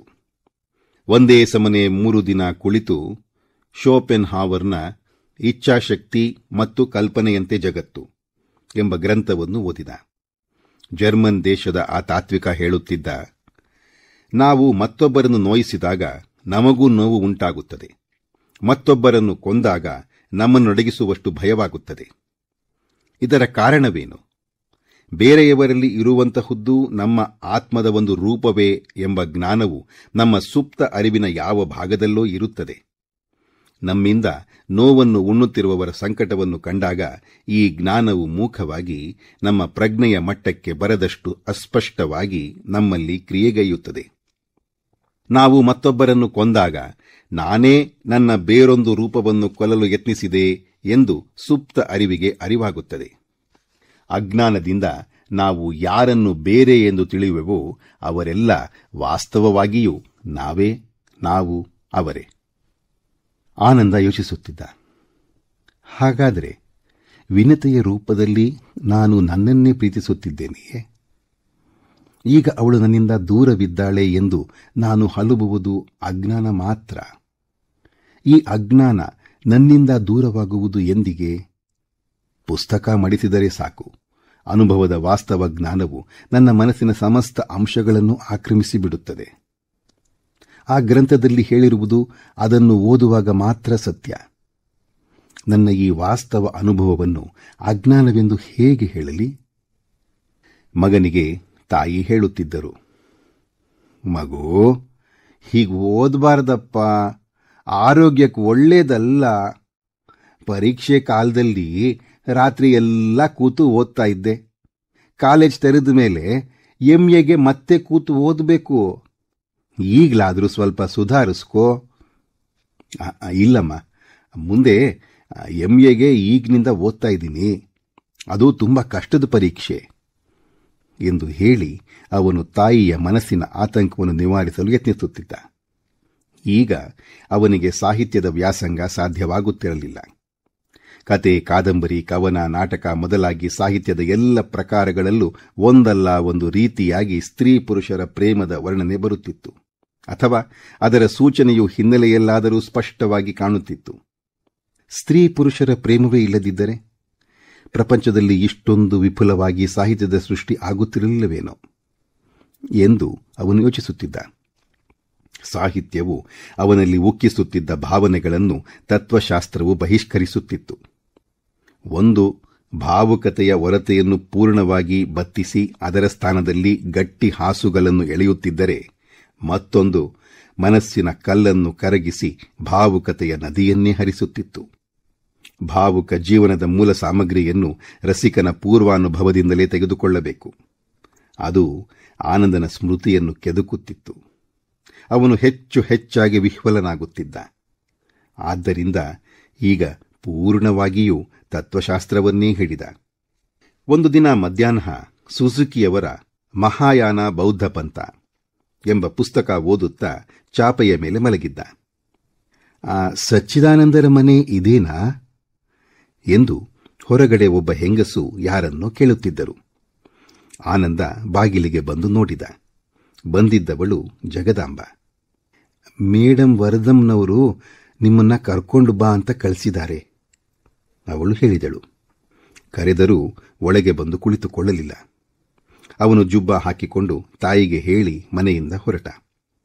ಮುಂದಿನ ದೊಡ್ಡ ಮನೆಯ ಕಾಂಪೌಂಡ್ ದಾಟಿದ ಮೇಲೆ ಜಗದಾಂಬ ಹೇಳಿದಳು, ನಾನು ನಿಮ್ಮ ಕೈಲಿ ತುಂಬ ಮಾತಾಡಬೇಕಾಗಿತ್ತು. ಅದಕ್ಕೋಸ್ಕರ ಮೇಡಂ ವರದಮ್ಮನವರ ಹೆಸರು ಹೇಳಿ ಕರೆದೆ. ನಮ್ಮ ಮನೆಗೆ ಬನ್ನಿ, ಮಹಡಿ ಮೇಲೆ ಯಾರೂ ಇರೋಲ್ಲ, ಕೂತು ಮಾತಾಡ್ಬೋದು. ನಿಮಗೆ ವಿನತೆ ಸಿಕ್ಕಿದ್ಲೆ? ಸಿಕ್ಕಿದ್ಲು. ಅದೇ ವಿಷಯ ಮಾತಾಡೋಕೆ ನಾನು ನಿಮ್ಮನ್ನ ಕರೆದದ್ದು. ಇಷ್ಟು ದಿನವಾದರೂ ನೀವು ನಮ್ಮ ಮನೆಗೆ ಬರಬಾರ್ದೇ? ನೀವೇ ಅವಳನ್ನು ನೋಡೋಕ್ಕೆ ಆಗದೇ ಇದ್ದರೂ ನನ್ನನ್ನು ನೋಡಿದ್ರೆ ನಿಮಗೆ ಅವಳ ವಿಷಯವಾದರೂ ತಿಳಿತಿತ್ತು. ನಿಮ್ಮ ವಿಷಯ ಅವಳಿಗಾದರೂ ಹೇಳ್ಬೋದಾಗಿತ್ತು. ಜ್ಞಾಪಕವೇನೋ ನನಗೆ ಬರ್ತಾ ಇತ್ತು. ಆದರೆ ನಿಮ್ಮನ್ನು ಯಾಕೆ ಸುಮ್ಮನೆ ಇದರ ಮಧ್ಯದಲ್ಲಿ ಸಿಕ್ಕಿಸಿ ಮನಸ್ಸಿಗೆ ಇಲ್ಲದ ದುಃಖ ಕೊಡೋಣ ಅಂತ ಸುಮ್ಮನಾದೆ. ಯಾಕೆ ಹೀಗೆ ಹೇಳ್ತೀರಿ? ನಿಮ್ಮಿಬ್ಬರಿಗೂ ಸಹಾಯ ಮಾಡಿ ಸ್ವಲ್ಪ ಆದರೂ ನಿಮ್ಮ ದುಃಖ ಕಡಿಮೆ ಮಾಡೋದಕ್ಕಿಂತ ಹೆಚ್ಚಿನ ಸಂತೋಷ ನನಗೆ ಯಾವುದಿದೆ? ನಿಮಗಿನ್ನೂ ಪೂರ್ತಿ ನನ್ನ ಪರಿಚಯ ಆಗಿಲ್ಲ.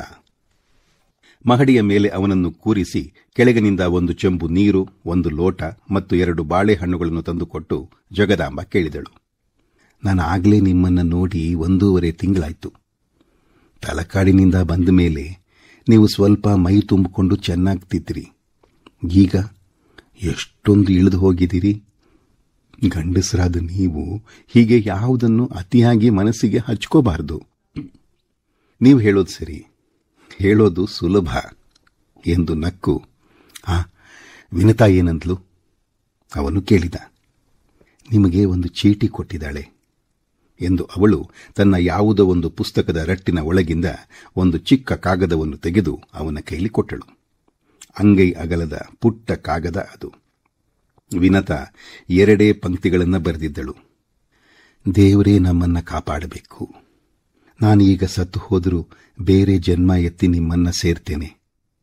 ಸದಾ ನಿಮ್ಮ ಚರಣಗಳಲ್ಲಿರುವ ವಿನತಾ. ಜಗದಾಂಬ ಹೇಳಿದ್ಲು. ಹೆಚ್ಚಾಗಿ ಏನು ಬರೆಯೋಕ್ಕೂ ಅವಳಿಗೆ ಟೈಮ್ ಸಿಕ್ಕಲಿಲ್ಲ. ಕೂತು ನನ್ನ ಕೈಲಿ ಪ್ರತ್ಯೇಕವಾಗಿ ಮಾತಾಡೋಕ್ಕೂ ಅವಳಿಗೆ ಹೆದರಿಕೆ. ನಾವಿಬ್ಬರೇ ಬೇರೆ ಕೂತು ಮಾತಾಡಿದ್ರೆ ಅವಳ ತಾಯಿ ನನ್ನ ಮೇಲೆ ಏನಾದರೂ ಅನುಮಾನ ಪಟ್ಕೋತಾರೆ. ವಿನಾಕಾರಣ ನನ್ನ ಮೇಲೆ ಬೈಗುಳ ಆರಂಭ ಆದೀತು ಅಂತ ಅವಳಿಗೆ ಭಯ. ಆದ್ರಿಂದ ನಾನು ಅಲ್ಲಿಗೆ ಹೋದರೂ ಅವಳು ಎಲ್ಲೆದುರಿಗೆ ನನ್ನನ್ನು ಮಾತಾಡಿಸೋದೇ ಹೊರತು ಅವಳ ಓದೋ ರೂಮಿಗೆ ಕರ್ಕೊಂಡು ಹೋಗಲ್ಲ. ಅವಳಿಗೆ ಹೇಗಿದ್ದಾಳೆ ಅಂತ ಹೇಳಲಿ? ಅವಳ ಸ್ವಭಾವ ಒಂದು ಥರ. ತನ್ನ ಮನಸ್ಸಿನಲ್ಲಿ ಎಷ್ಟೇ ನೋವಿರಲಿ ಯಾರಿಗೂ ತೋರಿಸದೆ ತನ್ನಲ್ಲಿಯೇ ಅಡಗಿಸಿಟ್ಕೊಳ್ಳೋದು ಅವಳ ಸ್ವಭಾವ. ನನ್ನ ಎದುರಿಗೂ ಅವಳು ಅದನ್ನೇ ಮಾಡೋಕೆ ಯತ್ನಿಸ್ತಾಳೆ. ಆದರೆ ನನಗೆ ಗೊತ್ತಾಗುತ್ತೆ, ಒಂದೊಂದು ಸಲ ತನಗೆ ತಡೆಯೋಕೆ ಆಗದಾಗ ನನ್ನ ಕೈಲಿ ಏನಾದರೂ ಮಾತಾಡೋಕೆ ಆರಂಭ ಮಾಡ್ತಾಳೆ. ತಕ್ಷಣ ಅಳು ಬಂದ್ಬಿಡುತ್ತೆ. ಆಗ ಅಲ್ಲಿಗೆ ಮಾತು ನಿಲ್ಲಿಸಿ ಅಳು ತಡೆಯೋದಕ್ಕೋಸ್ಕರ ಅಲ್ಲಿಂದ ಎದ್ದು ಒಬ್ಬಳೇ ಬೇರೆ ಕಡೆಗೆ ಹೋಗ್ಬಿಡ್ತಾಳೆ. ತಾಯಿಗೆ ಯಾಕೆ ಇಷ್ಟೊಂದು ಹೆದರ್ತಾಳೆ? ಅದೇ ನನಗೂ ಅರ್ಥ ಆಗದೇ ಇರೋದು. ತನ್ನ ಮನಸ್ಸಿನಲ್ಲಿರೋದನ್ನ ಅವಳು ಧೈರ್ಯವಾಗಿ ಅವರಿಗೆ ಹೇಳೋಲ್ಲ. ಒಂದು ಸಲ ಉಕ್ಕಿ ಹೋದರೆ ಎಲ್ಲ ಸರಿ ಹೋದಿತ್ತು. ಅವಳು ಅದಕ್ಕೆ ಸಿದ್ಧಳಿಲ್ಲ. ಆದ್ದರಿಂದ ಮರಳುವ ಕಾವು ಸದಾ ಇರುತ್ತೆ. ಆವತ್ತು ಕಾಲೇಜಿನ ಕೋಣೆಯಲ್ಲಿ ಮಾತಾಡ್ತಿದ್ದನ್ನ ಅವ್ರ ತಾಯಿ ಕೇಳಿಸ್ಕೊಂಡಿದ್ದಾರೆ. ಅವರೇ ಹಾಗಂತ ಮಗಳನ್ನ ಕೇಳಿದ್ರಂತೆ. ಅದೆಲ್ಲ ಸುಳ್ಳು ಅಂತ ಇವಳು ಸಾಧಿಸ್ತಾಳಿಯೇ ಹೊರತು, ಹೌದು ಅವರೇ ನನ್ನ ಗಂಡ, ಅವ್ರ ಜೊತೆ ತಲಕಾಡಿನ ಪುಣ್ಯನದಿಯ ಸಾಕ್ಷಿಯಾಗಿ ನನ್ನ ಮದುವೆಯಾಗಿದೆ, ನೀವು ಎಷ್ಟೇ ಬೈದರೂ ಆಗಿರೋದನ್ನ ಸುಳ್ಳು ಮಾಡೋಕ್ಕಾಗೋಲ್ಲ ಅಂತ ಹೇಳೋ ಧೈರ್ಯ ಅವಳಿಗಿಲ್ಲ. ನೀನು ಹಾಗೆ ಧೈರ್ಯವಾಗಿ ಹೇಳು. 4 ದಿನ ಅವರು ಹಾರಾಡಬಹುದು, 5ನೇ ದಿನ ತಾವೇ ದಾರಿಗೆ ಬರ್ತಾರೆ ಅಂತ ನಾನು ಹೇಳಿದೆ. ಅದರಿಂದ ತೊಂದರೆ ಆಗುತ್ತೆಯೇ ಹೊರತು ಒಳ್ಳೇದಾಗೋಲ್ಲ. ಕಷ್ಟವನ್ನು ಅನುಭವಿಸಿಯೇ ನಾವು ಮುಂದಿನ ಮಂಗಳ ಪಡಿಬೇಕು ಅನ್ನೋ ನಿರಾಶೆಯ ಸೂತ್ರವನ್ನೇ ಆಡ್ತಾಳೆ. ಆನಂದ 1 ನಿಮಿಷ ಯೋಚಿಸಿ ಹೇಳಿದ. ನೀವವಳಿಗೆ ಇನ್ನೂ ಒಂದು ಮಾತು ಹೇಳಿ. ಒಳಗೆ 2 ರಿಜಿಸ್ಟರ್. ಓ ಅದೇ ಎಂದು ಮಧ್ಯದಲ್ಲೇ ಅವಳು ಅವನ ಮಾತನ್ನು ತಡೆದಳು. ನಾನು ಹಾಗೆ ಹೇಳಿದೆ. ಈಗ 1-2 ತಿಂಗಳು ಸುಮ್ಮನಿದ್ದು ಬಿಡು. ನಿನ್ನ ಮೇಲೆ ನಿನ್ನ ತಮ್ಮಂದಿರ ಕಾವಲು ಕಡಿಮೆ ಆಗಲಿ. ಅವರು 1 ದಿನ ಸಬ್ ರಿಜಿಸ್ಟ್ರಾರ್ ಆಫೀಸಿಗೆ ಹೋಗಿ ಡಿಕ್ಲೇರ್ ಮಾಡಿಕೊಂಡು ಬಂದಿರಲಿ. ಇನ್ನೊಂದು ದಿನ ನೀನು ಪ್ರೊಫೆಸರರ ಮನೆಗೆ ಹೋಗ್ತೀನಿ ಅಂತ ಹೇಳಿ ಹೇಗಾದರೂ ಮನೆಯಿಂದ ಹೊರಗೆ ಬಾ. ಸಾಕ್ಷಿಗಳ ಜೊತೆ ಅವರು ಸಿದ್ಧರಾಗಿರಲಿ. 10 ನಿಮಿಷದಲ್ಲಿ ರಿಜಿಸ್ಟ್ರೇಷನ್ ಆಗಿ ಹೋಗುತ್ತೆ. ಅದಕ್ಕೆ ರಕ್ಷೆ ಬಿದ್ದ ಮೇಲೆ ನಿನ್ನ ತಾಯಿಯಲ್ಲ, ಹಿಂದೂಸ್ತಾನದ ಪ್ರಧಾನಮಂತ್ರಿಯೂ ಏನೂ ಮಾಡೋಕ್ಕಾಗೋಲ್ಲ. ಆಮೇಲೆ ನಿಮ್ಮಮ್ಮ ಸುಮ್ಮನಾಗಲೇಬೇಕಾಗತ್ತೆ. ಹೊಸದರಲ್ಲಿ 4 ದಿನ ನಿನ್ನ ಮೇಲೆ ಅವರು ರೇಗಬಹುದು. ನೀನು ನಿನ್ನ ಗಂಡನ ಮನೆಗೆ ಹೋಗು. ತಾಯಿ ಮಗಳು ಅನ್ನೋ ಭಾವನೆ ಎಲ್ಲಿ ಹೋಗತ್ತೆ? ಕೊಂಚ ಹಳತಾದ ಮೇಲೆ ಅವರೇ ಬಂದು ಮಗಳನ್ನು ಮಾತಾಡಿಸ್ತಾರೆ ಅಂದೆ. ಅವಳೇನಂದ್ಲು? ಇದುವರೆಗೂ ನೀವು ಕೇಳಿದ್ದು ದೂರ ಸರಿದರು ಕಾದಂಬರಿಯ 9ನೇ ಭಾಗ. ಮುಂದಿನ ಭಾಗಗಳಿಗಾಗಿ ನಮ್ಮ ಚಾನಲನ್ನು ಸಬ್ಸ್ಕ್ರೈಬ್ ಮಾಡಿ. ಈ ಪುಸ್ತಕವನ್ನು ಕೊಂಡು ಓದ ಬಯಸಿದರೆ ಲಿಂಕ್ ಡಿಸ್ಕ್ರಿಪ್ಷನ್ನಲ್ಲಿದೆ.